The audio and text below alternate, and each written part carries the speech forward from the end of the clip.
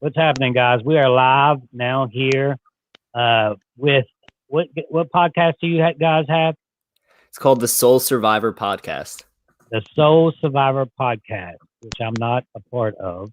I'm not the Soul Survivor, but I tried. I tried to even buy it. It didn't work. So what we're doing now is I seen these guys. They posted a bracket, like March Madness type style bracket, like they do in the NCAA with survivors. And I thought it would be fun and interesting since we're all sitting at home to get involved in the bracket to where we can directly get involved. We can vote the way we want to vote. You can do whatever you want to do when it comes to voting, but I'm going to help these guys and tweet it out with the survivors at them, and they'll probably get involved, some of the survivors, so we can find out who the best survivor is. Now we're going to discuss exactly what it entails, the bracket. I want it to be legit. Any poll you do, if you get over 1,000 votes, it becomes a legit poll. Now, if you get a poll and you have 30, 40 votes, it's encourage the survivors to retweet, then we'll get to over 2,000 at a time, which then it becomes a legit poll. So then you get people who they really think that belong at the top, and the champion of the what are we going to call this, guys? What's the name of the bracket? So originally when I put everything out there, I just called it Survivor March Madness, but I'm fine with any name. We can come up with something more creative than that. Right. Whatever you all want to call it. This is just the beginning of it here. And we're going to discuss who belongs in the bracket. We're going to give the fans a choice to put in, I don't know, 3 or 4 Cinderella type players into the bracket. And that's what we're here to discuss today. Exactly how we're going to do it. So I think it's only fair to have the people that won it. Every one of them have to be in. They have to be in the bracket. They just have to be. And now, it's depending on if you win first place. Okay, if you had a dominant win, then that's how many 1 seeds do we have? 4. 4 1 seeds. So it's going to be breaking it down a little bit here. So, how does it break down with all the winners? How many seeds do they have? So I'll explain like how when me and Ryan first worked on originally making the bracket, and Jordan also, it's 4 sides. So just like the NCAA tournament, it's four quadrants, right, and 16 seeds each. So we said that, like you said, the 38 winners, since Sandra won twice, so 38 winners right, get auto bids. Just like if you win your conference in the NCAA tournament, you get automatically into the tournament. But we didn't think that necessarily meant that the winners had to be ranked over the non-winners. So, for example, we put you higher than a bunch of the winners, and and a bunch of players that didn't win that we thought were very strong players, we put over some of the people that had won. And basically, we just went from there, tried to do our best on seeding, and put out the polling. But now I'd love to see what happens when we get a ton more votes on it. Yeah, I think that putting it in, I mean, that's good, doing something like that. We can put the winners, the top 4, of course, the top 4 dominant winners. Sandra won twice, so she has to be a 1 seed, even though she just quit. But we won't implement that into the. I guarantee you that will implement into how regardless if Sandra wouldn't have quit this season, I think she would have moved up real fast in the. I think she would have possibly went all the way to the Final 4. Yeah, but Dylan, you can correct me if I'm wrong, but I remember checking the results of each of the different rounds, and I think for her first 2 rounds, Sandra got pretty clean sweeps. But then I think as soon as the episode aired where she quit, I think we saw a much closer win. So it's going to be closer. Right. So I think that the dominant winner should be one seed. We have 4 people here, so we'll go ahead and go with who we think should be first seed on each side, and we'll go, or then the second seed and the third seed. So I'll go with saying Sandra should be in the first seed first, and so we'll go ahead and go with that. Russell, I'm surprised to hear you say that. But yeah, but if you do any kind of bracket like that, she won twice. So as of now, she's the only person that's won twice. So you'd have to put her in the first seed. You'd have to. So what do you guys think about your first seed? I feel like, and do you want us to incorporate what we've seen so far from this season? I don't think so. No? Let's go with what's going on. Okay, so then I guess not going off of this season, I would say Parvati should be a 1 seed because obviously she's pre-merge this season, but in her first 3 seasons she places, sixth, first, and second. I think we see her play like a flirt card in the first season, but she's seen as more of a strategic threat as the other 2 seasons go on, making moves with idols, pulling people like Alexis and Natalie to her side, so she's got a good social game too. So I think Parvati's got to be a 1 seed. Yes, I agree. Yeah, I would say I agree with you guys. Parvati and Sandra, definitely 1 seeds. And then the next person that I think should get a definite 1 seed is Rob for his dominant. And I know people like to argue because he has gone out pre-merge a few times, but his win was arguably the most dominant ever. There was like almost no point in that season where you felt like he was in danger at all. He flew through season 22, and I think he deserves credit for that. Right. And I guess rounding out the 1 seeds, I have a tough decision here between my 2 favorites ever, besides you, Russell, of course, Tony and Tyson. But I'm going to give the nod to Tony on this one because, he played twice. He got out of Game Changers, but the 1 season where he won in Kagiyan was just absolutely dominant. He was able to cut people's throats, but at the same time earn their respect throughout the game without being too much of a jerk. Still got their votes at the end, and I think we saw how Yule chose him in the end is really a testament to his social game. So really good all around player, is completely dominant, and yeah, he gets my vote. Okay, all right. So now we'll move on to the second seed. Now, you all writing this down? Yeah, I'm writing it down. Okay. Now my second seed, I'm gonna have to go with how. I ain't going with this season and what I'm seeing now. So I'm going to go with Kim because Kim had one of the most dominant wins in the history of the game, other than people say it was a weak cast. It was dominant. So not looking at this season, I'm going to go ahead and say Kim as the second seed. Right. No, I agree. I think Kim's a very dominant player. Ryan, what do you think next 2 seed? You want to go, Ryan? Yeah, I think I'm going to go with Jeremy for a 2 seed. I think Jeremy's a very strong player. I know we said we're not counting what we're seeing this season, but we're now seeing technically 2 seasons in a row of Jeremy not being considered a threat, doesn't have a single vote against him. Very good social player, strategic player. He knows how to find advantages. He knows how to surround himself with shields. And even when he doesn't have a lot of shields, he still falls into the background. So I think Jeremy learned from his first time getting blindsided, and now he knows what to look for. So I think he's a really astute player. Right. Yeah, so I had I actually, when I first made the bracket, I had as my 4th 1 seed, I had Yule. But I thought Yule and Tony were pretty much even, and I thought that either one could have got the 1 and the other one get the 2. So I'm going to put Yule as the next 2 seed. I know he only played once before this, but definitely one of the most likable, smartest players ever to play the game. I know he just got voted out of Winners at War, but he basically got voted out because he was too smart, and he may have overplayed his card a bit. But he's just watching him play with game theory, and everything that he says is very impressive, and I think that he does deserve that 2 seed. All right. And I guess rounding it out, I'm giving the nod to my number 2, Tyson. Tyson was really dominant in season 27, I believe it was. Just really good understanding of the game. Are you breaking up? He's breaking up with me. I don't know if he's breaking up with y'all. I'm hearing a little bit of interference. Yeah, slightly. Can you hear me now?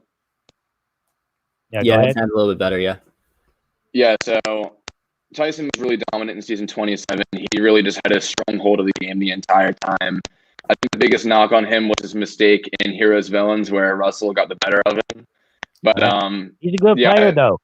He's a super good, even in Heroes versus Villains. Like, I'm going to do a poll, a top 10 poll of the best players I've ever played with, in my opinion. Like, for instance, they had this girl in Australian Survivor. I was like, immediately, 3 days in, I was like, this girl's a superstar. I told production, this girl's an all-star. They aired at me saying that. I wanted to get rid of her immediately. She comes second place. Then she makes all-stars, and she comes second place again. So when I see someone, for instance, Stephanie Valencia, she's great. She would have been an amazing player if the season wouldn't have been where immediately she had a target on her back because she aligned with me. So I want to do a top 10 breakdown of the greatest players that I think that I played with that could have did well that didn't. And Tyson, when I played with him, I knew he had what it took. I knew it would be tough, but I convinced him without convincing him, without even saying it, to change his vote to Parvati, which, he was unlucky and made that decision, but he's a good player. So I agree with that. Speaking of Tyson, do you think that he should be considered the favorite to come back this week? I think Tyson will be one of the favorites. Rob now has an advantage. I don't know if Rob is going to use that advantage. If Rob was super, like if he wanted to make a super big move, then, and if I was Rob, I would be like, okay, I'm going to try my best to win this challenge. I get 2 shots at it. Rob would get 2 shots at it. So this time, I'm not using anything. Because if I get back in the game and win here, I'm going to use them 3 tokens on an idol. Because once I get into the game, I need some sort of tool to work with to be able to go further in the game. I don't know if he's going to do that, because if he uses his 3 right now, then it's done. So you have 2 shots. I would wait and use them 3 and use them, because he's going to need an idol 100% to get back in the game. Yeah. So I think it's going to be Tyson, Natalie, Parvati even. But Parvati just seems like she's almost checked out. Yeah. And I think that's not due to her love of the game. I think that's due to the love of her new child. And she misses that child. And I think that's what we see and what we see happening. She shouldn't have never played. She shouldn't have came back because she's not there. Yeah. And I understand it. I get it. Yeah, and also Russell, you can correct me if I'm wrong, but Parvati's a good challenge competitor, but isn't the most types of challenges she wins is endurance challenges, right? So if this isn't endurance, this might not be in her wheelhouse. I was actually listening to another podcast the other day where I heard Rick Devens say that based on the preview of the episode, he thinks that it's the same exact first challenge that they did to get back on season 38 from Edge of Extinction, which was, I don't know if you remember, but that was like a very long challenge. Yeah, it has like physical aspects. They had like a snake at the end where you had to like kind of balance something in order to get a ball like up the snake and then into a hole. So that has to favor the players that have succeeded in challenges in the past under pressure, like Tyson, Natalie, like Rob. Natalie. Yeah. Mm-hmm. Yeah. And I don't know if that favors Rob that much. Well, I mean, he hasn't looked as strong in challenges this season at all. Even in the puzzles. Yeah. Yeah. I mean, the first day he was pushing them and pulling them, but it wears on you when you got all that weight. Amber's a good cook. That's all I know. Yeah. Yeah. I think if it's the same challenge, I think it's going to favor Tyson or Natalie for sure. All right. Okay, so we'll move on to the 3rd seed here. Mm-hmm. And 3rd seed. I'm going to have to go with Richard Hatch. Mm-hmm. I mean, you got to go with Richard. Go to Richard. No, I think his gameplay was it's almost like a bunch of white boys playing in the NBA. It was like, okay, it's a bunch of white boys playing in the NBA. And then you get dominated later on in life. So when you have a season to where you say you invented the alliance, whoever wouldn't at least come up with something like that, like, oh, let's all just stick together. It's like, and they actually voted some on that cast alphabetically. And the last vote, he got lucky and picked the right number. So nobody knew how to play the game. Nobody was doing anything. It was super easy. There's no way he could play in a season like this. But I do give him respect for the first win of Survivor, and he is the one that created alliances. Mm-hmm. So I gave him what do you think? Yeah, no, I totally agree. Richard Hatch has to be in the top 3 seeds. Now, do you want to stick, Russell, with winners for these next few seeds still? No, we don't have to, because we're already we don't have to stick with winners. You can go where you want at this point. Okay. I think I'll maybe for my 4th seed, I'll pick a non-winner. But I think right now, I think I'm going to go with maybe Todd from China. I mean, Todd's only played, he's 1 for 1 in terms of stats. And I want to see him play again, but I think Todd was a really good strategic player. I think I also judge a player based on, how much were they in danger in their season? Because if they're not in danger, they played a really good social and strategic game. Right. So I feel like Todd was never in danger in China, knew how to control idols, had one of the best final tribal performances of all time. I think Todd is a very savvy player. And I think even if he came back, he wouldn't be remembered and he wouldn't be seen as a threat. So I don't think so either. No. So for my next 3 seed, I'm gonna have to say somebody that I actually had ranked as a 2, but I think it could go either 2 or 3. Either way, somebody that I don't think gets as much credit as she deserves is Sarah. And I think, and I know you said you don't want to judge off this season, but like if you just watch her play, she's so smart. She just seems like she knows exactly what's going on. And even in 28 when she was first on, like the reason she was voted off right after the merge happened is because Tony knew, like you mentioned before, that the best players, they could scope out the superstars, as you said, right away early. And Tony feared her pretty much the entire game, and then eventually did get her out. And then she pretty much learned from Tony when she played Game Changers and handedly won 34. So I think that she definitely deserves a 3. And I guarantee you, Sandra gets burned again by the Cops or Us. Oh, you think she actually does? I bet you that's what happened. So, hey, you get burnt once, you get burnt twice. Shame on you. Yeah. All right, so am I going to be the one to say it? Yeah, go for it. It's my final number 3. I mean, this is obvious. I think it should be a 1 seed, Russell. But okay. I mean, you're the best strategic player of all time. I don't think there's really any arguing that. In my opinion, you were robbed of not 1, but 2 titles of being the sole survivor. And I think something that's not talked about enough is you are a large reason that Boston Rob was able to win that season, because your tribe forfeited the challenge that allowed Rob's tribe to get some momentum and get the majority of the numbers going into the merge.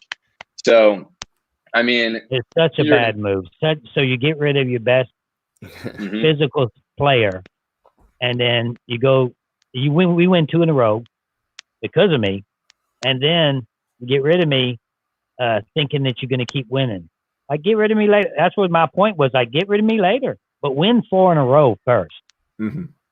You're gonna go down. You're up 2. You're gonna go down 1 by throwing a challenge 10 days into a game for $1 million. I didn't understand that move. Mm-hmm. Nope. That was a pitiful move. Then you don't have me anymore. So you lose the challenge, then I'm gone. I was focused. I was ready. I mean, I was challenge focused that season. So I was ready to compete. But they choose to do what they did. So I'm gonna go. So I have a 4. Go ahead. Oh, I was gonna say I have a quick question for you. So if you did win one of the seasons that you were on, and you were on this season, Winners at War, how would you adjust to having like a huge target on your back, like you're seeing? Exactly like Tony's doing. So exactly like Tony's playing how I would play. When he started the game, that's exactly what I would do.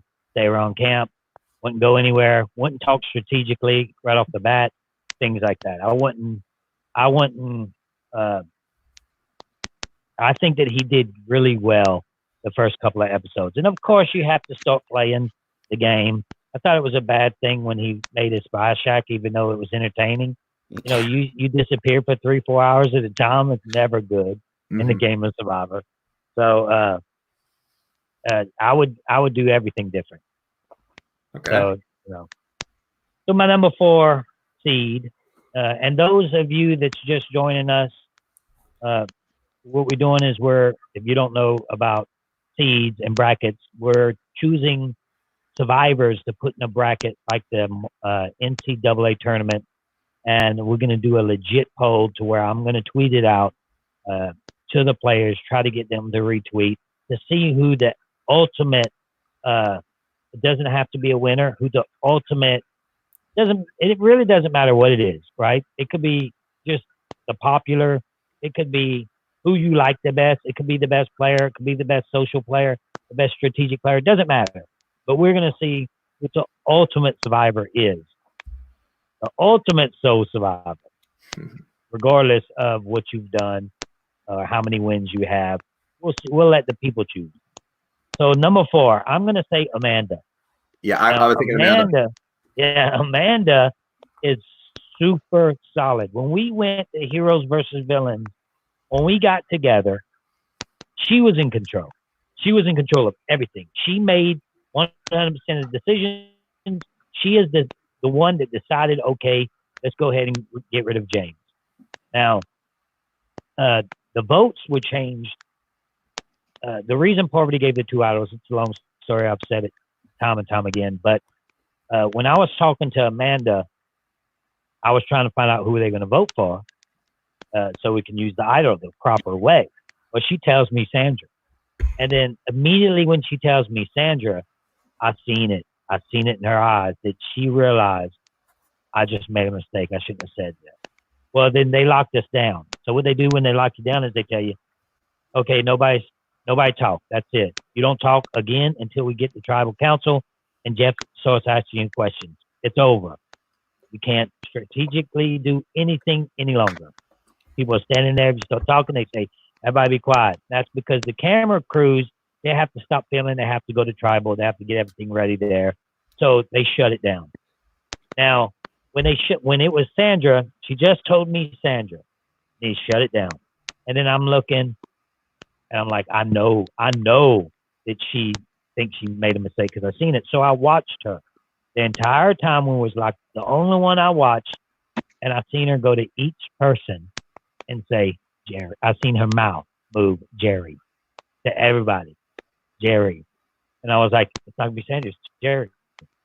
So I went to Poverty trying to do this all on the secret and said, it's Jerry. It's going to be Jerry. And she's like, they was, shut up, Russell. Shut up, Russell. And then I keep looking at Poverty saying Jerry.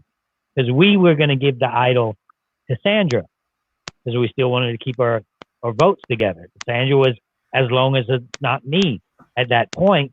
So she would have voted any way we wanted her to vote. So we wanted to keep her. So we gave that was the plan, to give it to Sandra. Now, I knew they were going to change the vote. So the whole lockdown, I was saying, looking at Poverty saying it's going to be Jerry. Well, she was so confused, she didn't know what to do. So what she does is she gives 2 idols away, to Jerry and to Sandra.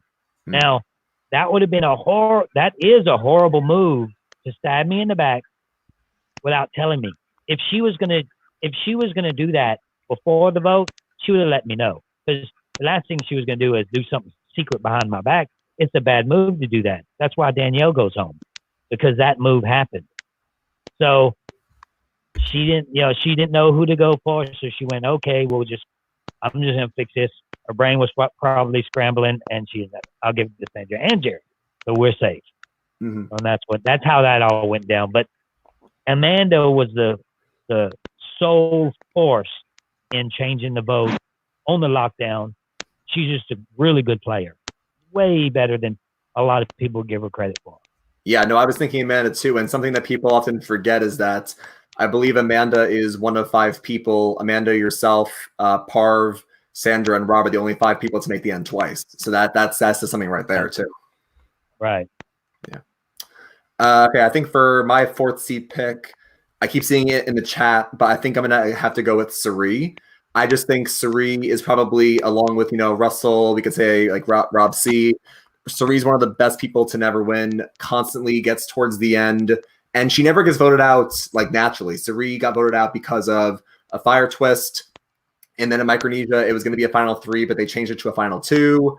And then in Game Changers, she got Advantage Geddon happened to her. She's always super savvy. I think if she makes it to the end of either Game Changers or Micronesia, she wins hands down. And people always cite how charming and how good Suri is at the strategic game. So for my 4th seed pick, so some people may think this is a little bit high, but I'm going to have to go with Kelly Wentworth for the game that she played in Survivor season 31. Basically, if she doesn't drop that ball in the challenge in the end, or somebody not named Jeremy probably would, or if somebody not named Jeremy wins that challenge, she wins the game. She came into that season. She came into that season completely underestimated, played both her idols perfectly. And I was really impressed. I know that this is not something that's talked about a lot, but when she was back on for the returnee season in season 38, like that's when you're at the most disadvantage, when they bring back a couple of winners or a few not winners, but a few returnees. So it's like she was one of 4 returnees. So that's an instant target on your back when you're playing with all new players. And her tribe kept losing in 38, and she did manage to stick around until the merge, when eventually she went home with an idol in her pocket. Ironically, and it's not. I've always said it wasn't fair to play with a loved one. It's not really Survivor, because you're trying to protect that person. So you're not only protecting yourself, you're trying to protect them. It would be a horrible season for me to play with a loved one, especially if it's my daughter or something, because I'm going to do it. It takes more than myself. So then it's just unfair that she played with her dad, and it didn't look that well. But when she played again, she was killing it. It's funny too, because I went back and watched some of her clips, because I posted something. I don't know if you guys follow me on Instagram, but I posted something on Instagram of me. I'll put up my Instagram thing right here. But I posted something on Instagram of me. I put together Laura saying, when Russell voted me out, he was jumping and clapping and saying, yes, I got her. Well, I posted that and clipped it in of what I actually did as she's talking.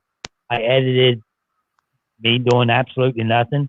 I even put my hand over my eye. I remember thinking at that point in time, I have to be careful on how I react, because socially that's not good. So I was always quiet when anybody got voted off. And then I was going to do something with Kelly, because when Kelly blindsided, what's his name?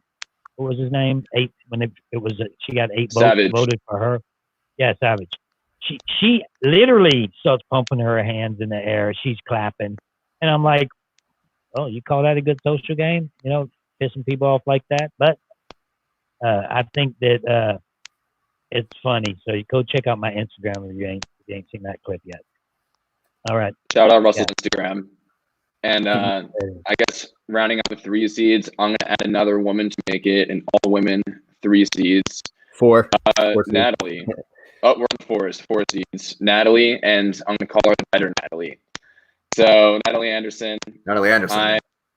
So yeah, she was really up against the odds from the start when her loved one was voted out in the first vote. Was able to make it to the merge, and then her biggest ally, Jeremy, was voted out shortly after. So she's at the bottom of the numbers, somehow manages to play a strong social game with a few challenges along the way, and really played a flawless game. Can't have any knocks on her, and I think she is one of the favorites to return from Edge of Extinction this season. Just a really strong player all around. I'll go with Natalie. Okay, I agree with that. It's sad that she went out so early this time, because they had a lot of people you could have voted out before voted her out. But okay, number 5 seed. I'm going to go with JT. I think JT's performance was solid.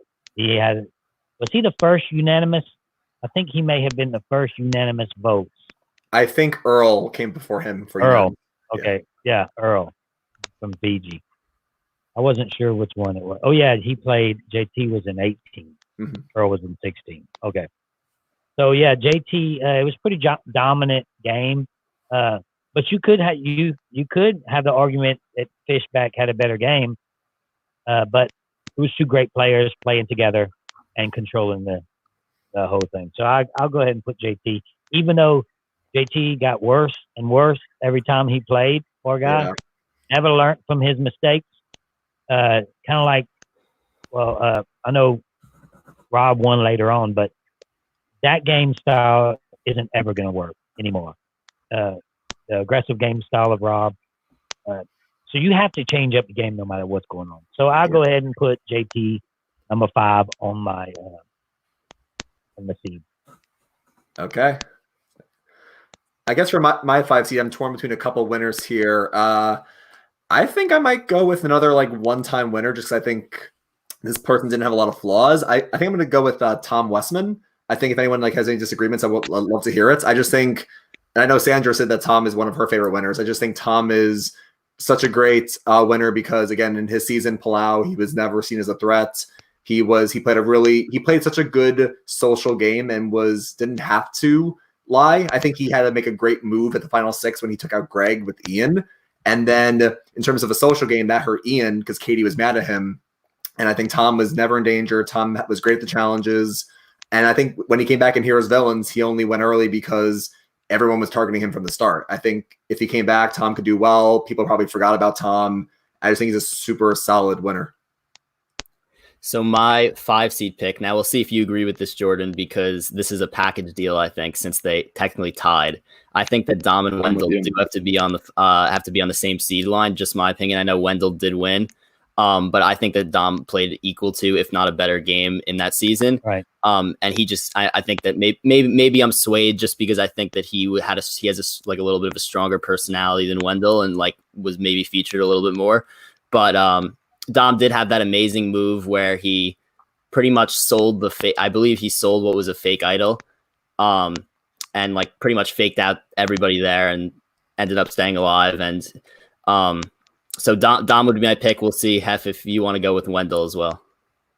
Yep, Dylan, I feel like we're going to go there, and I'm going to choose whichever one you didn't choose. And I'm surprised you went Dom first because Wendell, I guess, won in the end. But yeah, they are a package deal. They were an alliance from the very beginning. They were close to really since day one, and they were both dominant.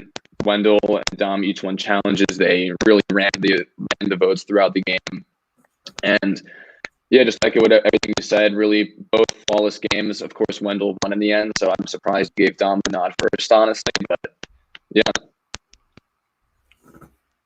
Okay. Yeah, I agree with that. So on to the 6 seed. My 6 seed is going to go just like yours. It went before the winner of that season, and that's Coach. I think Coach should have won that season. And I think that's what's cool about having this kind of poll to where you get to vote now.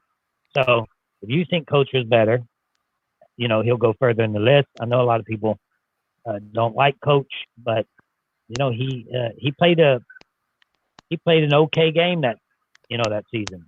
Mm-hmm. Do y'all think if Brandon would have made it all the way to the end that he would have won? If Brandon made it to the end of South Pacific? Yeah. I would need to go. I think Brandon played a good game in South Pacific. I need to go back and watch. It's been a long time since I've seen it. I think it was certainly possible if he could have gotten to the end. He was right there at Final 5. And I just think that I do agree, though. I think Coach played a really good game because he was able to unite the tribe under, loyalty and religion. And I think if he just owned his game at the end there, Sophie wouldn't have won. I think Sophie's good. I think we're seeing Sophie do really well this season. But if we're just going off of South Pacific, I think Coach did a great job at flipping Cochran at the merge, keeping his tribe together. I just don't think he owned his game at the end. If he just said, look, I united us under the guise of religion and loyalty, and that's why I did what I had to do. I'm not that honorable, but that's what I did. I think he would have won. I think he waffled way too much. Russell, what did you tell Brandon when you found out that he did that and kind of threw away his game? I thought it was ridiculous, only because, first of all, we're a religious family, but you didn't see me bring religion into the game because I don't think it has a place for the game. It just doesn't, because we're there to stab you in the back. Everybody's going to stab somebody in the back. That's going to happen. And then all of a sudden you're praying for them, and then you stab them in the back. It just never looks good. So, and then he just he's sick of it. I mean, he's sick to his stomach that he did that now, because they're not even friends anymore. He gives an idol to somebody that never talks to him again. So I think that he's more bitter towards, what was his name? I don't remember his name. Who, Albert? Albert. More bitter towards Albert than anybody that season, because he didn't even stay Brandon's friend after the fact. So I just, Brandon's my nephew. I love the kid, but it's a bad move. I'm not going to sit there and say, oh, it's okay. It's okay. It's not. It's the game of Survivor is embedded in me. I have to tell the truth about if it's a bad move or not. It's a bad move, Brandon. What you want me to say? It was a good move? I can't sit there and say it was a good move. So I told him exactly what I said on the stage. I didn't agree with the move. He was trying to play honorably. Second time he tried to play aggressively, because he needs to meet somewhere in the middle, and then he would be a great player. Mm-hmm. Yeah, I agree.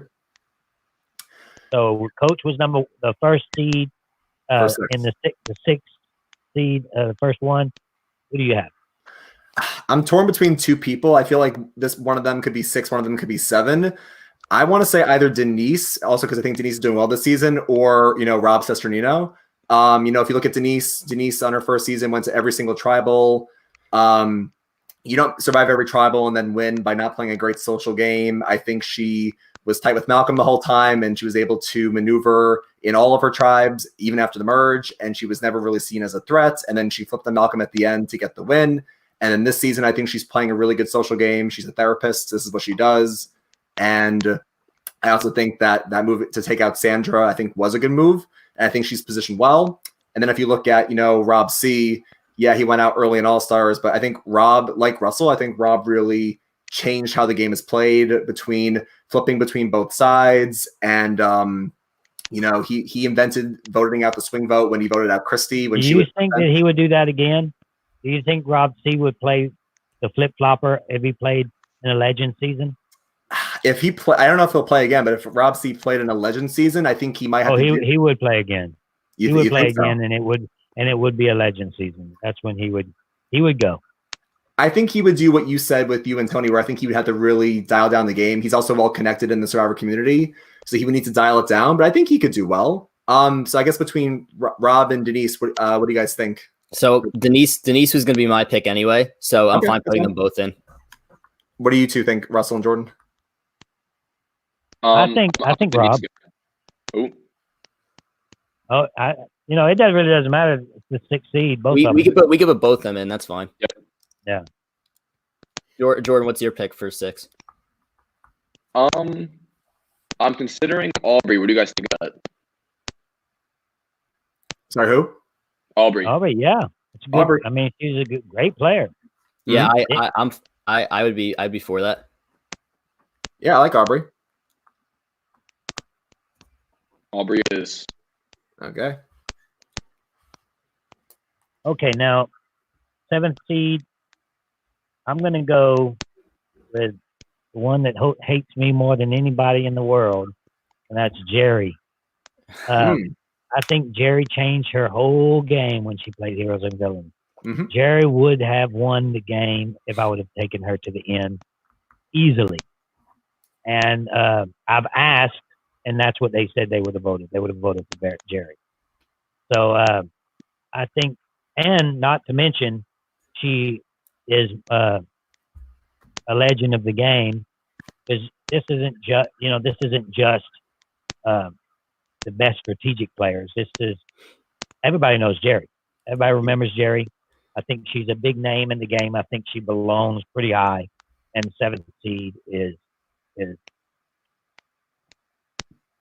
Yeah, I can agree with that. Yeah. I see one on the board. Hmm. See one on the board there that we didn't say yet that I'm pretty shocked about. Oh, go for it. If you think you see one, go for it. Go for it. Yeah. This one here. Cochran. He had a pretty, yeah. Yeah. So, but I'm still going to go with Jerry only because I think that Jerry's more of a legendary status than Cochran is. I know a lot of people love Cochran, but it's Jerry. It's Jerry, you know? No, I think Jerry even said in an interview she really changed her game for heroes versus villains, and I think she was Jerry the one that was really close to getting the necklace from you at the Final Four with that immunity challenge? Wasn't she the one that was right there too? She was right there. She was right there. Three of us were. If she would have won $1 million, so that challenge right there was big for her. One of the closest challenge ever. I remember that. Right. Oh man. They just had a pretty close one just now, and that we just watched.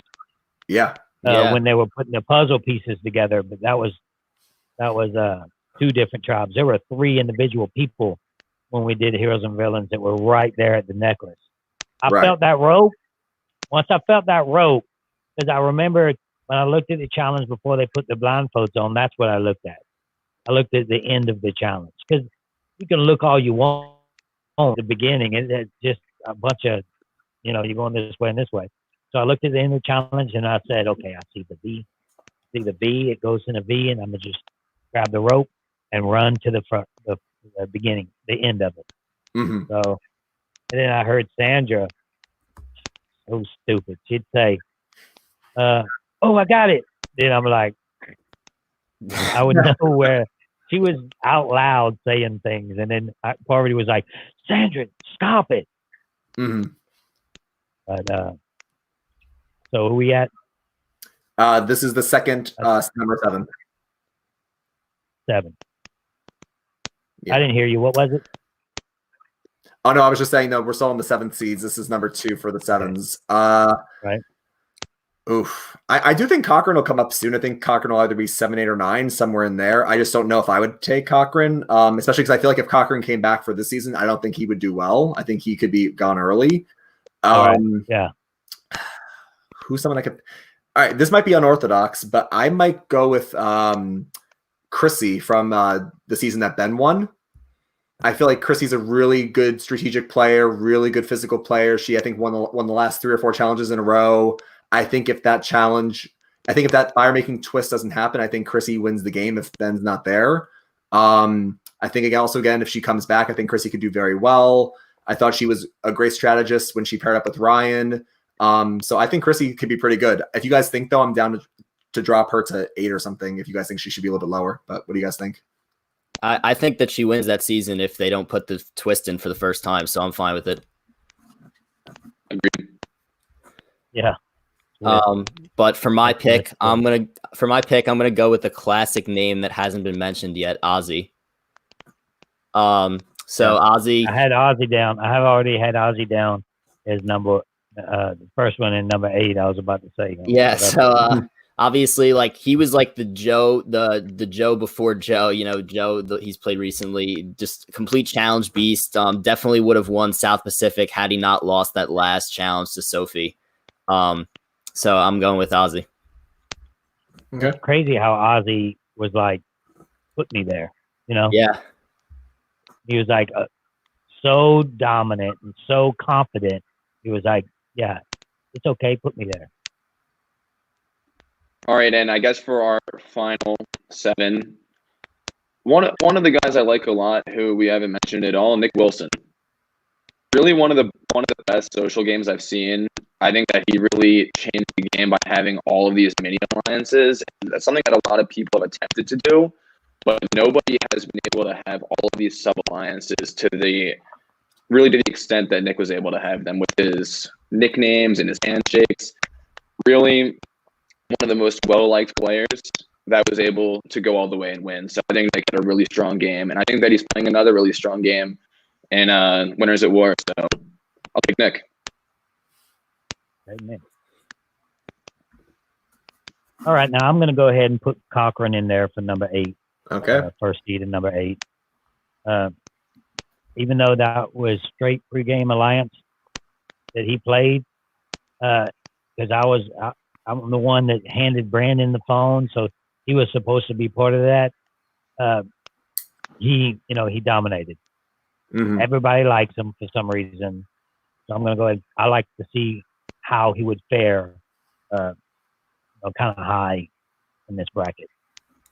Yeah, no, it's gonna be interesting to see how some of these people that are higher up play out.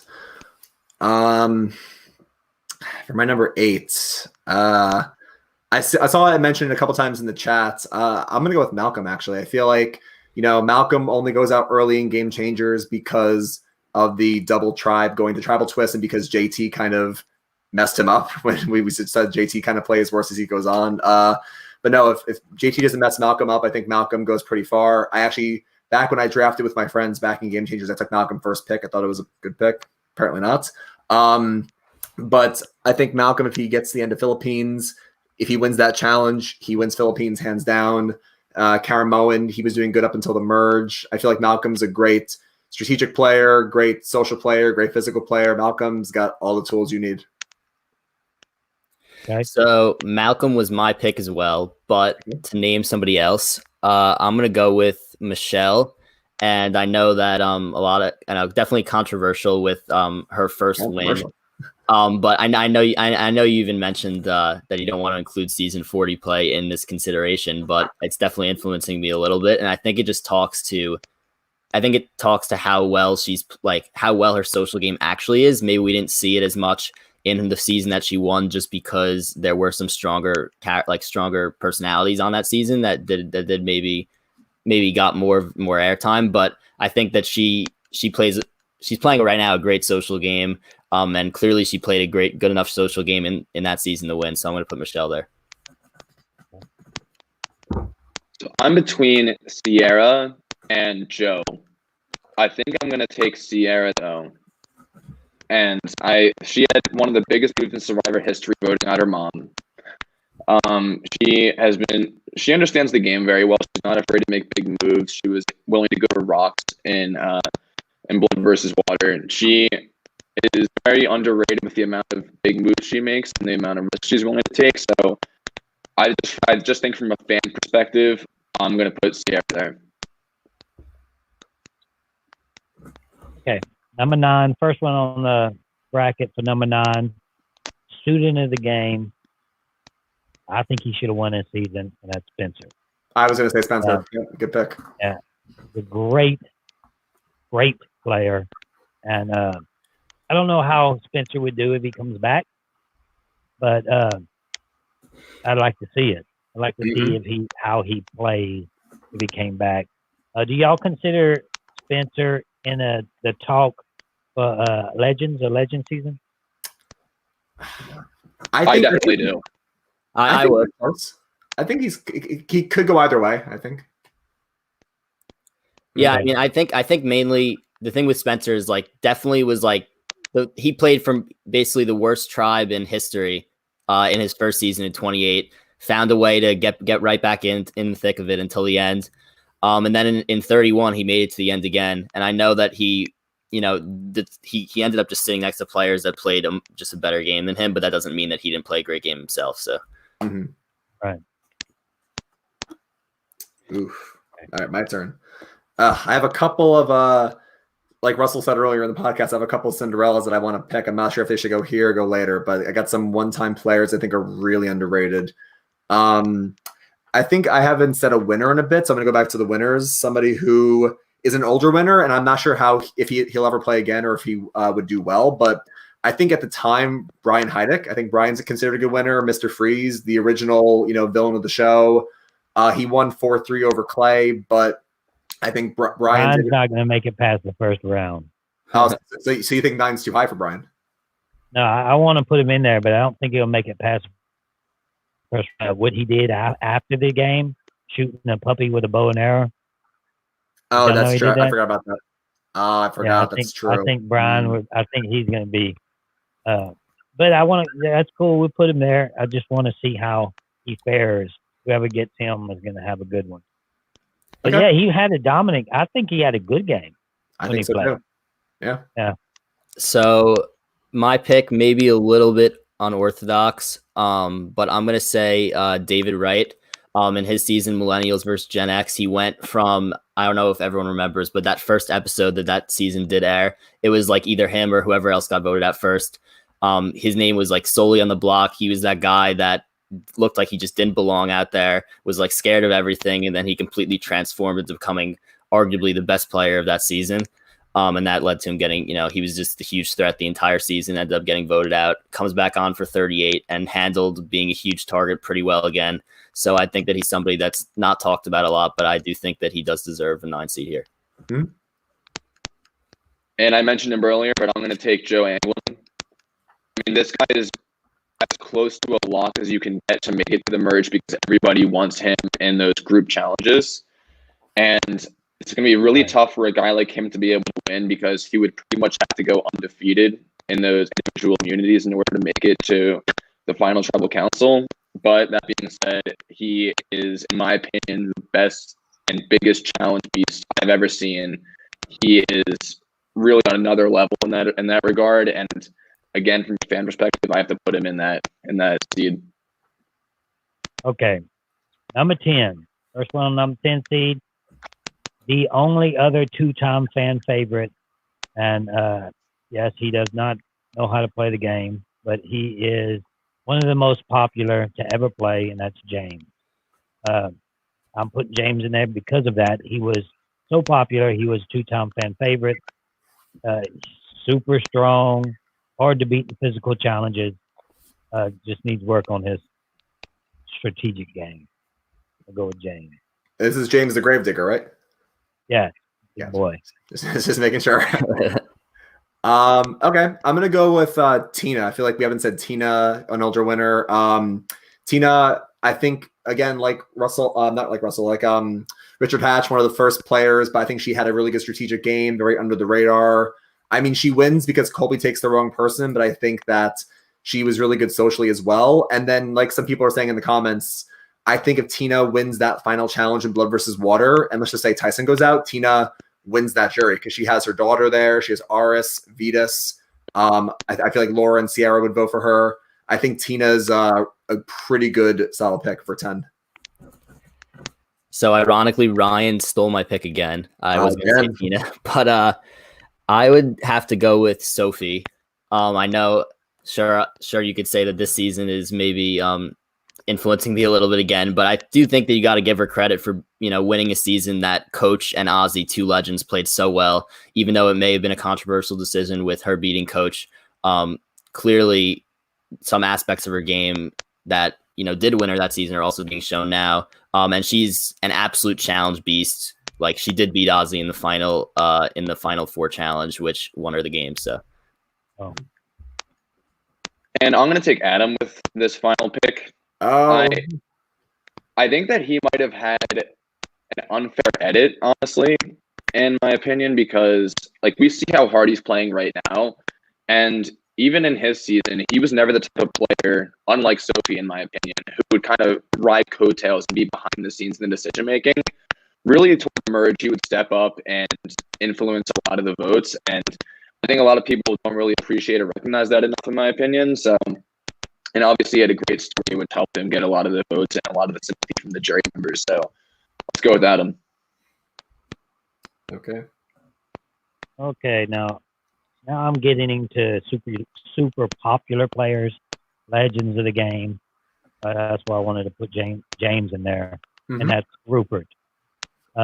Rupert is an icon, tie-dye shirt, super popular. We cannot not have Rupert on this list, so I'm going to go ahead and put him in at number 1 on the 11th seed. Nice, I like it.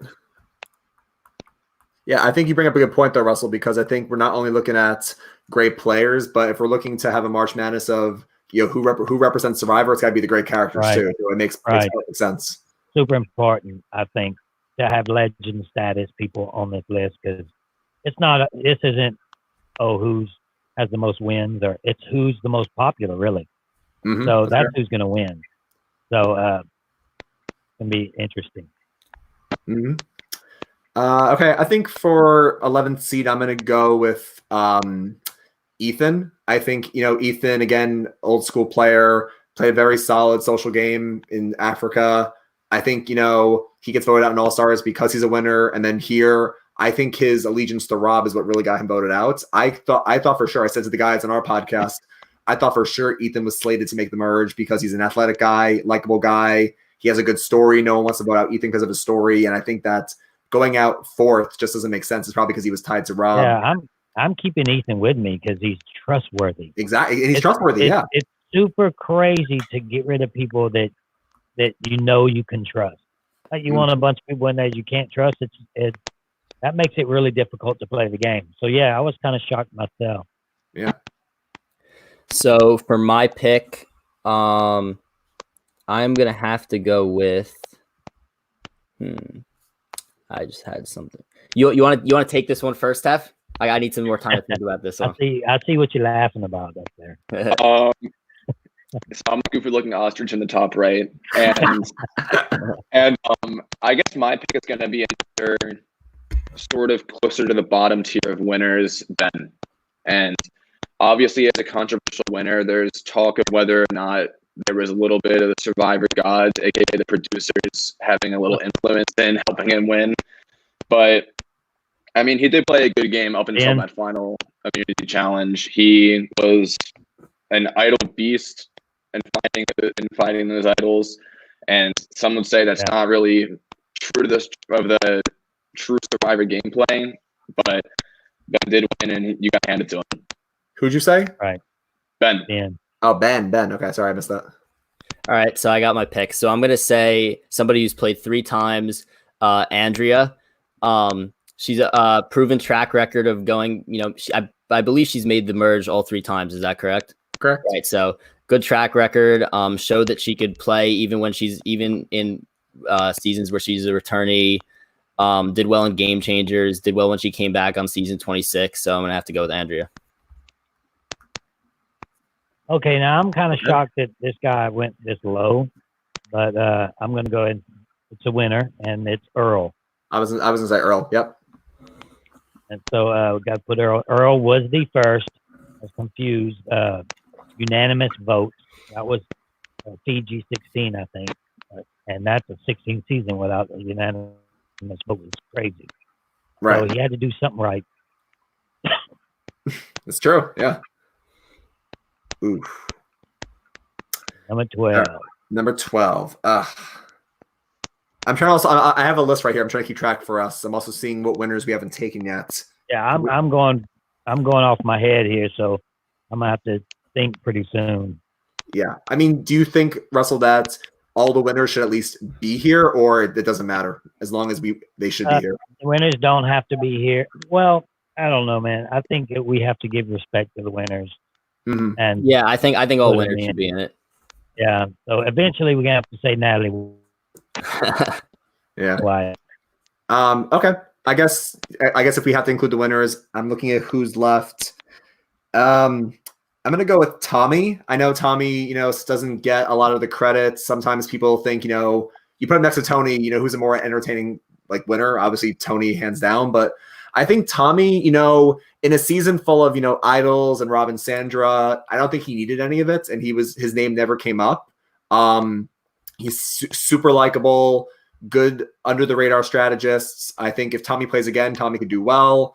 I think, and honestly, my friends and I drafted too, and my friend took Tommy with the first pick, and Tommy won, and that was going to be my first pick. So I just think Tommy's a pretty solid winner, and even though he wasn't flashy, he's not going to be great TV. I think he's a solid winner because he is a good social player that never was in danger. Yeah, I'm gonna go with somebody who maybe a little bit off the radar again, but you know her well, Russell. Laura, Sierra's mom. I was going to say Laura if somebody didn't say it. So I know Laura's a good player. I know that on season 19, you saw her as one of the biggest threats out there. And she proved it when she came back on season 27. She is a challenge beast and, won her way back from Redemption Island, I believe, in season 27. And she was so good that Sierra had to vote her out. Right. No, Laura's a great player. I seen it immediately, and I went after the good players. Marissa was a good player. She went first. Marissa, yeah. I remember. So it's like these people that get voted out early that I see have potential, we never get to see what they did. We never get to see how good they really were. Laura came back and showed that she was a good player. So I agree with that one. Yeah, I agree. And for my pick, I'm going to pick a personal favorite that I would be remiss if I didn't include him in this. Brad Culpepper. Talking about legends. In my opinion, I think he should have won that season because he just went in absolute beast mode. He was on the bottom of the numbers. If he ever lost, he was going to be voted out. And I mean, Survivor's about outwit, outplay, and outlast. He outplayed arguably better than anybody because he just went complete beast mode when he needed to the most. And I mean, hats off to Sarah. She had a really good season, played a very strong game. But with that last run that Culpepper made, I really don't think you can discount that. So I'm gonna take him. Okay. All right, now another one that's definitely a legend, but pretty low on the list. He's not gonna like this too much, and that's Fair Play. I think that he's iconic. They have a legend season. He's playing. Mm-hmm. One of the greatest lies in the history of reality TV. Mm-hmm. And I think that he belongs at least at number 13. Even though people say he quit the last time he played, he still got voted out. I don't see, when you get voted out, unless there's a Redemption Island or EOE where you can get yourself back in. Yeah. That you voted out, you voted out. You know, unless they put you on another island and say, hey, you can win to get yourself back in the game. I think that he belongs on the list for sure. How many winners do we have left, and how many slots do we have left? I got it right here. Just give me 1 second. If someone wants to take my pick, feel free to go while I'm adding it up. Yeah. I can go. Yeah, go for it. I think I'll put Amber here. She had a pretty strong season. She's really not having a good showing in Winners at War, but I mean, she had a really strong social game. She was able to beat out Boston Rob for what it's worth, and yeah, she definitely has to have some respect for winning that early. Has Stephen Fishback been taken yet? I know we mentioned him earlier. Yeah, no, I think he definitely deserves to be in. I know he came in second place on the season that JT won, season 18. Played another good game in season 31. So yeah, I'm taking Fishback. I definitely think he deserves to be in. Okay, so just to help you guys out, we have one more spot in the 13th seed, and then we have all 4 spots for 14, 15, 16. So that's a total of 13 spots left, and we're missing 10 winners. Vesepia, Jenna. Oh, you said Amber already. Okay, now the winners I guess we're gonna have to put them in. So let's go ahead and break down the winners now. Fabio, right? Yep. Yeah. Because what I want to do is let's go ahead and you go pick your 13th pick, and then we'll add some winners, and then we'll let the viewers hear now. There's 137 people watching. We'll let them decide what name we see the most, who's gonna get the Cinderella pick. Got it. So you think I should Yeah, go ahead and pick a winner. Pick a winner for the last 13 one? Yeah. Right. All right. Out of all the winners here, it's tough. See, if I didn't see, like Dylan said, if I didn't see this season, I would have picked Danny. Danny was great in Guatemala, but she blew herself up this season. Right. You could still take her because I know we said we're not trying to put a lot of weight into this season. Okay, fine. If I was going to put weight into this season, I would have Kim probably right around here, 13. If you take in this season, No. yeah. Wow. Right. If I put this season in perspective. Okay. All right. I guess if I'm trying not to look at the season and just how they did in terms of their winning game, I thought Danny played a really good under the radar social game. I think everyone thought Stephanie LaGrossa was going to win that season, and Danny swept her in the finals. Danny made good relationships. She was not really seen as a target. She kind of invented like an under the radar strategy. Like Sandra said anyone but me, but Danny was like silently picking out who she wanted to go. And again, if we don't take the season into account where she got paranoid, I think Danny was actually set up to do very well this season. So okay. So we have Fabio, right? yes. Fabio. I'll go ahead and say Fabio. For 14, okay. He was. I wanted to see Fabio play this season. It would be funny watching Boston Rob try to push around Fabio. Yeah. It would have just been funny to watch. And I wish he would have played, but they made their mind up for some reason. I don't know. Mm-hmm. For my winner. Oh, okay. You keep going if you want. No, go ahead. All right. Yeah, I was gonna say that for my winner pick here, I believe we're on 14 seeds now. Yep. I'm going with Aris has not been taken yet, has he? No, not yet. Nope. Yeah. Aris played a good game, won season 12. I believe it was season 12, right? So Suri's first season. Yeah. So, he, hasn't been mentioned at all yet, but I think he's a very solid player. And Tyson when he came back on season 27, Tyson saw him as a huge threat. And once the merge hit, got rid of him right away. So I think that Aris is an underrated good player. Okay. I guess I'll take Jenna. What do you guys think of that? Yeah, that's fair. Yeah. I'd be in there somewhere. Yep. So what winners were we? Natalie White. She's the last one. No doubt. Is she the last? Is that it with the She winners? has to be. She has to be the last. No, she has to be the last seed we place. There's She's the worst. There's 6 winners left, Russell. A total of 9 spots left. So if you wanna want just your go ahead audience, and let's put the best winner in the 14th seed. okay. And then who would that be left? Who's left? The winners left. Mike Holloway, Natalie White, Bob Crowley, Chris Doherty, Chris Underwood, Vesepia. This is hard. Take your pick. It's hard. Maybe Mike Holloway. All right, sure, fine. And then we'll go ahead and stack the next. Well, what is it? 15th seed. We'll stack that with winners. Sure. Okay, so I can do for 15. I can do Vesepia, Chris Doherty, Bob Crowley, and I guess we'll do Natalie. Okay. And then the only winner left is Chris Underwood, and I have to say it because only winner to ever get voted out. You have to be towards the bottom. It's only fair. You're still a winner, but you got voted out. Okay, name the 15th seed again. 15th seed would be Vesepia, Chris Daughtry from Vanuatu, Bob Crowley from Gabon, and Natalie White. Okay. And then 16 would be Chris Underwood, and then you said you want the last 3 picks to be audience. Yes. Okay, got it. Okay, guys. So that's it. We got 3 more picks, and we're gonna go. And I've been seeing a lot of the ice cream scooper, Eric. So we're gonna go with what you guys think. Can I make a suggestion? I think I saw this name way back in the. I want the audience to pick it as Colby. There it is. I think Colby definitely should be in. I think so too. That's fair. I forgot. That's fair. Yeah. Yep. Another Colby in all caps there. And I'm seeing a lot of Devins in the chat. What you guys think? Let's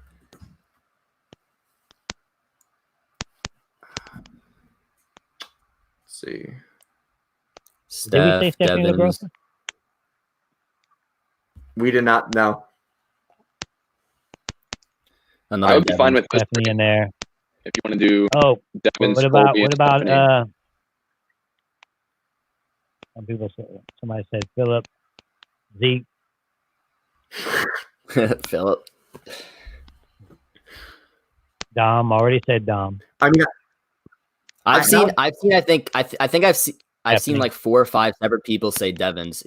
So I know Devins got voted out 4th and then came back, but once he got back from Edge of Extinction, he was pretty dominant. Yeah. I have some one-time Shambo. I haven't heard Shambo's name in years, Russell. Oh my god. That's Stephanie. I think Stephanie. I see a lot of Stephanie. Okay. Stephanie LaGrossa. I mean, wasn't she pretty solid out there? Yeah. I mean, I know she was the last one standing, but you're right. We are seeing a lot of Devin. So you want to end it off with it? What about Big Tom? Big Tom's a character. Big Tom, Yao Man, Devins. A lot of big characters left. Yeah, we had to put the winners in. We had to get the winners in there. They're all in now. Yeah, you have to do that. Yeah. And it's tough because I feel like it's either Big Tom or who? Devin.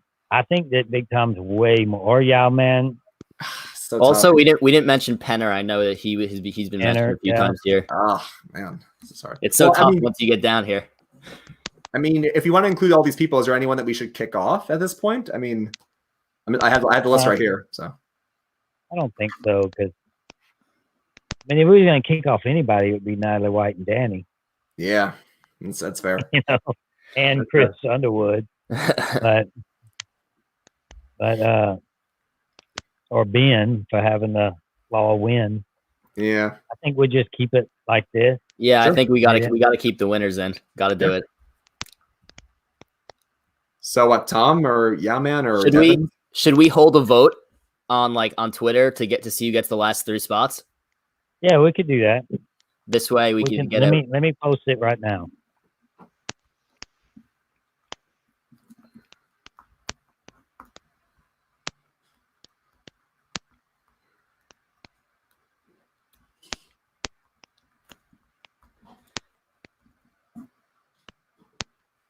This is great radio right now. But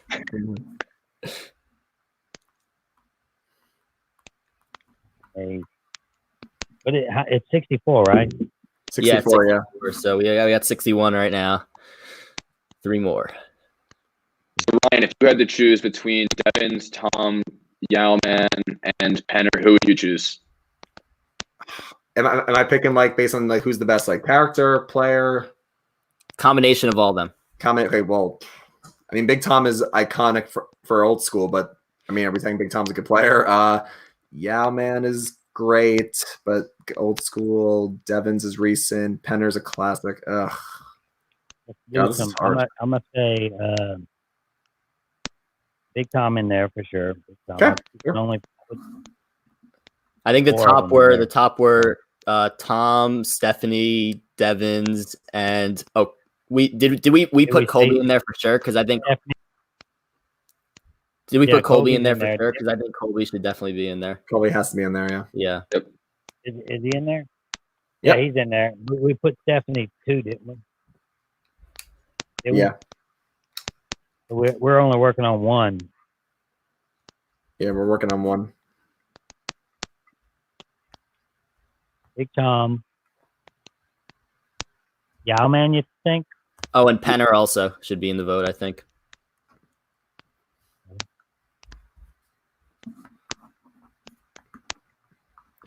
A lot of Shambo. If I put Shambo, she's winning probably. Business in the front, party in the back.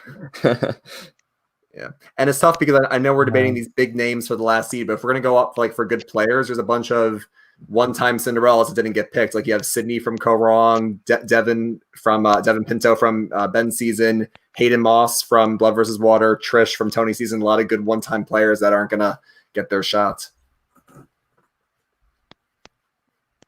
Let's see. Colton. No. Whoever says Colton, I can't. Whoever says Colton. There. So did we say we're going to put Yao Man in there? I would consider it. Right now it's just Big Tom and Penner. Yeah. Devins? Did y'all say Yao Man? Yeah. Yeah, that's good. Okay. Shatia. Shatia. Yao Man and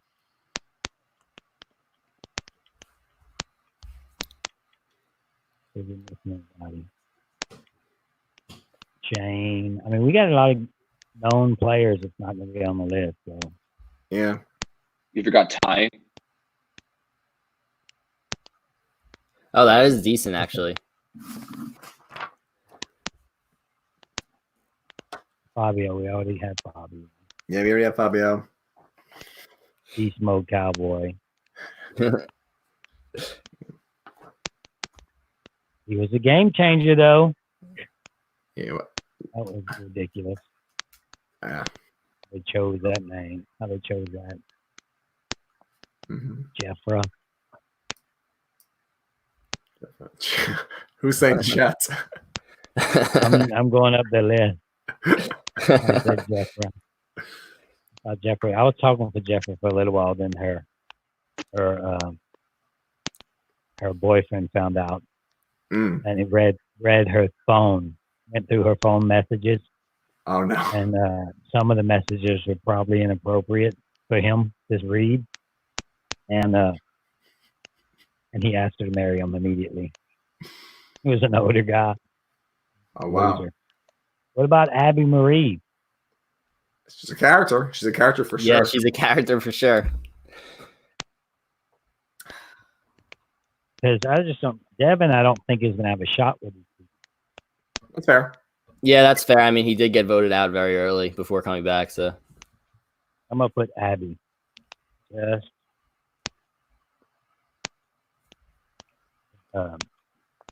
she said. Yeah.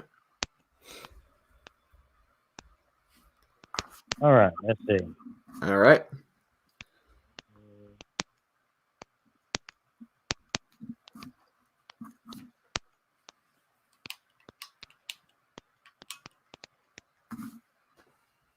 Yeah, it's a pretty solid list.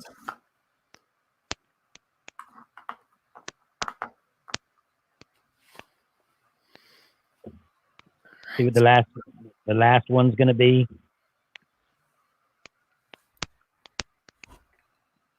We'll know pretty soon what direction it goes, because once they start, it usually stays that direction. So we'll go with that. Yeah. Russell, I guess I know that we're waiting for the poll right now, but we already talked about who might come back from extinction. And I'm really curious to see your next video about the top 10 people you played with. But for this season 40, right now heading into the merge, who do you think's got the best shot? I watch your videos where you break down each player's performance after every episode. Right. You seem to be liking where Jeremy's positioned, where like Sarah's positioned. Well, what do you think? Right now, I think once the merge happens, I think Jeremy's in trouble. Okay. Because he's in trouble for winning challenges and stuff. You know, I think when the merge happened, I think people like Michelle is going to start doing really well. Mm-hmm. Now, we talked about a little bit earlier about, is she going to make the move and get rid of Wendell? Is she going to do that? I think that's going to be her shining moment of the entire season. If she doesn't get rid of Wendell and somebody else does behind her back, and she makes it to the end, she doesn't deserve to win again. So we'll see what happens with that. I think that Sophie is surprisingly playing a really good game. Yeah, I agree. And Tony's playing a good game. So, and Tony's a shield. So why wouldn't you go behind Tony and just keep him there? Because there's not many shields left. So I know that you know, they keep playing the clips of Jeremy saying, you know, Tony's a threat, but you know, you got to keep in mind that the way that Jeremy won season 31 has played his game is by keeping the big shields around. So I think that it's in Jeremy's best interest to keep Tony around. And one crazy thing about Jeremy is that he always seems like he should be the obvious big threat, and for some reason, like, he hasn't got a vote this season. Like, his social game is that good. Yeah, I don't know what's happening, and especially when it really confused me when Tony disappeared for so long, and they didn't even say, "Let's get rid of Tony." You know, he's doing some shady stuff. Let's get rid of Tony. They didn't even say that. So I'm like, what's going on? Usually, if somebody disappears in that game, they're gone. Yeah, not even a question. What we got?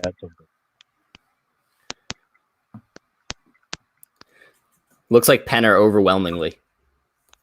Does anybody see the numbers right now? Penner's at 56. So it looks like Penner's going to run away with this. I don't Yeah. at this point. So we'll go ahead and put Pinner in the last slot. Sure.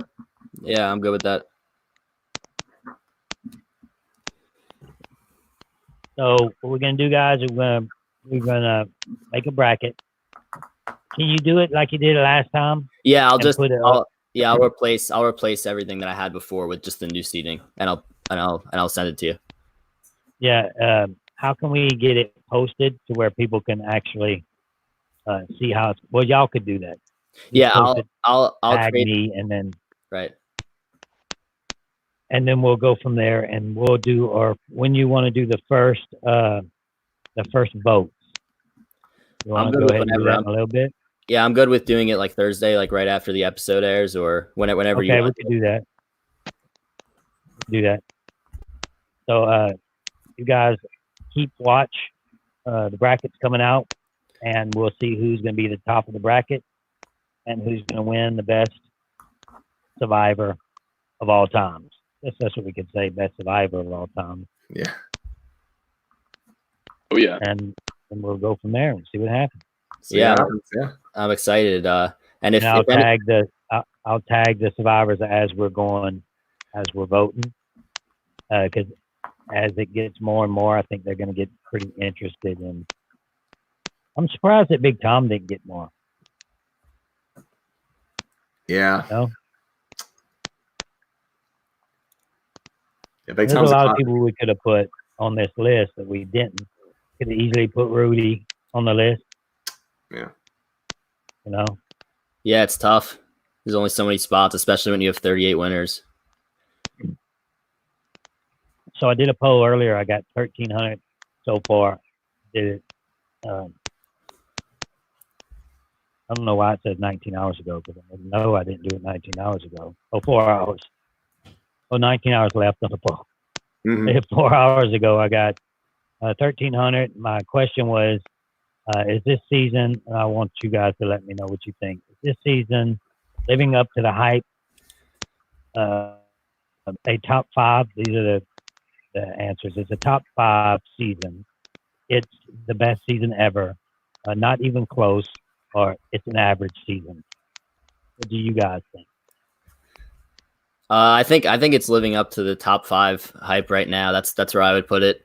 And I just think, honestly, with all the advantages that they keep putting into the game, I think it's going to get even crazier and better once the merge hits. Right. I think so too. With the fire tokens, everybody's waiting to see what happens there. What do you think of fire tokens? I like it because it's my style. It's, it gives you tools in the game to work with, and it's right up my alley. Give me other things than an idol. That's why I'm shocked that Parvati went home with all that in her pocket. It's like having 3 idols in your pocket. Yeah. You can offer that up. Offer it all up to Nick. Every single bit of it. Tell him you give him the nullifier now, and you give him 2 tokens when you get back. Who wouldn't take that deal? So, or just take the nullifier and then vote her out. Just somebody should have made the deal. Mm-hmm. I agree. He could have made it. He could have made that deal and then voted her out. And he has say, you have anything to offer me to save you? Nobody's really doing that, except Window did it aggressively, but it didn't work for him because he did it aggressively. And then you can make an argument that one of the reasons that Yule got voted out is because they saw what he was trying to do with the tokens, and they're like, well, this guy's going to be a huge threat once he actually gets to really use them. So I love fire tokens. I think that it's added a new great aspect to the game, especially with all these people who have just like have played the game before, and I think it's just a great thing that's going to be for years to come on Survivor. Mm-hmm. Right. Do you think they're going to continue with fire tokens? Yeah, I do. I think they will. I'm into it. So I think they will, and if they do with me, I'm gonna like it. There we go. Now on my list, 1,300 people voted, and so far 54% think it's a top 5 season. Only 7% think it's not even close, and only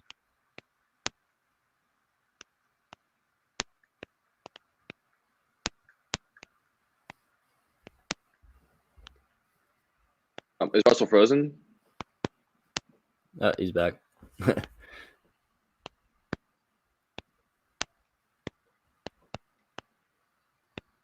right, while he lags out, do you guys think that's top 5 season? Dylan, you said it is. All right. He's back. Okay, so it's the best season ever with the worst. It's 6%. I agree with that. It's not the best season ever. I think that it's on the bottom of the top 5. I think it's a 5. I think it's in the top 5, or as we sit right here. I think it's right on the bottom of that tier.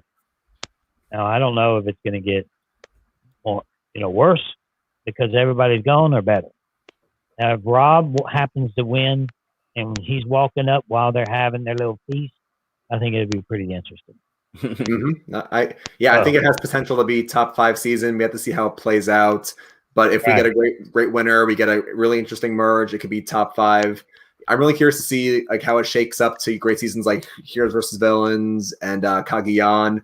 Russell, I was saying to the guys at some point in the off season, because I know that season 41 might be delayed because of the virus, but I know that in between seasons that we want to kind of rank the seasons as well. Maybe do a bracket seasons or rank the seasons. I feel like depending on how this turns out, it could be top 10, top 5. So we'll see. All right. I think what would have made the pre-merge. I think the pre-merge was very good.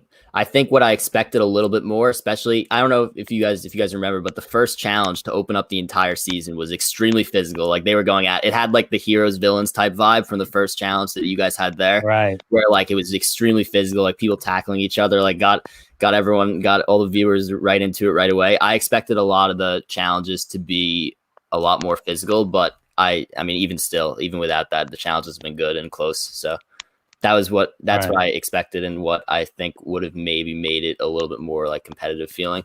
But other than that, I think it's been great. Okay, guys. Well, we did what we have to do. Let's go ahead and put it together, and when we start getting a list together and see what the people think of the best survivor, and we can go ahead and it's the. What would we name it? Best survivor ever? I'm fine with that. Most popular survivor ever, best survivor, whatever we want. Best survivor. Yeah. Best survivor ever. So we'll go with that. And I appreciate you guys letting me do this. It'd be fun because people sitting at home really don't have a lot of people don't have anything to do. So I thought giving them something to look forward to would be good to do. Yeah, and thank you for having us on. And I know that a lot of the viewers in here, we're a newer podcast. You could follow us on Twitter at Soul Survivor Pod, and we put out weekly podcasts as well, recapping all the episodes, and love interacting with people as well. So, and again, thank you for having us on. Thank you for having us, Russell. All right, man. Oh, no problem. Thanks, Russell. Just get with me later, and we'll get the list together. Appreciate it, guys. Good. Sounds good. Later.